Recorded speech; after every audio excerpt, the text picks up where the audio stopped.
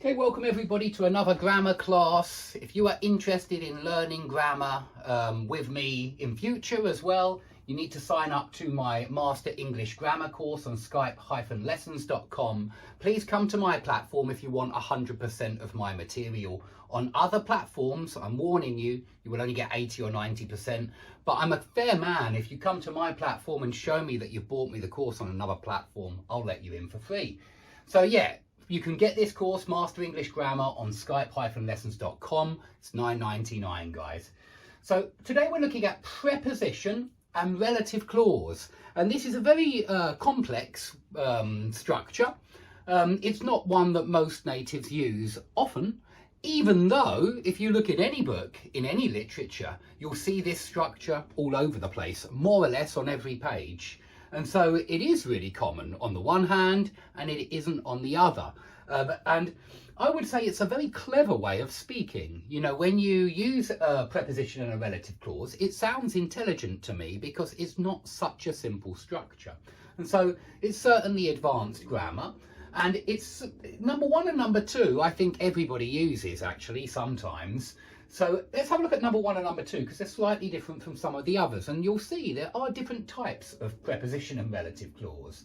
So please remember that a relative clause starts with a relative pronoun: who, which, that, whose, whom. You know, I could add more here, but the ones we're really whose, that, whom.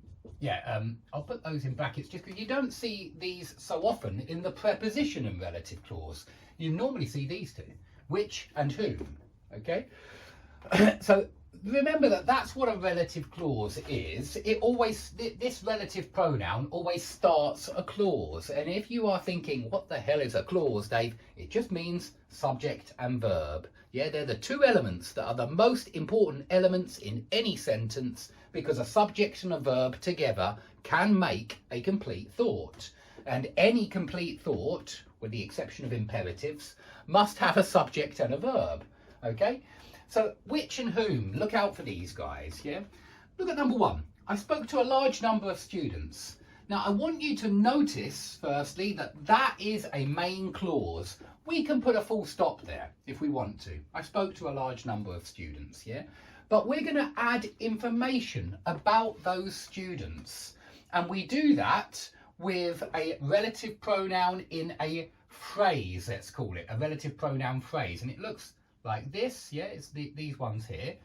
You could say, I spoke to a large number of students, none of whom had been enjoying the lessons, or some of whom had been enjoying the lessons, many of whom, most of whom, half of whom, yeah, maybe it's 15 out of 30, have been enjoying the lessons, 10 of whom, you can use a number here, you certainly can, 10 of whom, yeah, 10 of the students, 10 of whom had been enjoying the lessons, all of whom had been enjoying the lessons.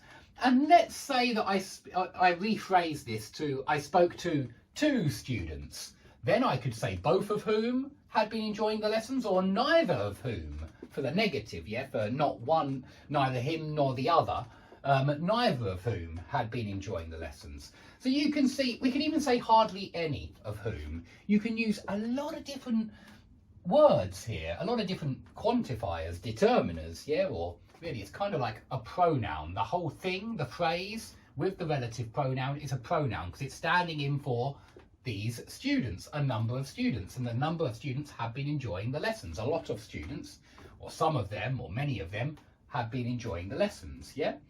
And so this is one structure that you will very often see, where you have one of these words and then an of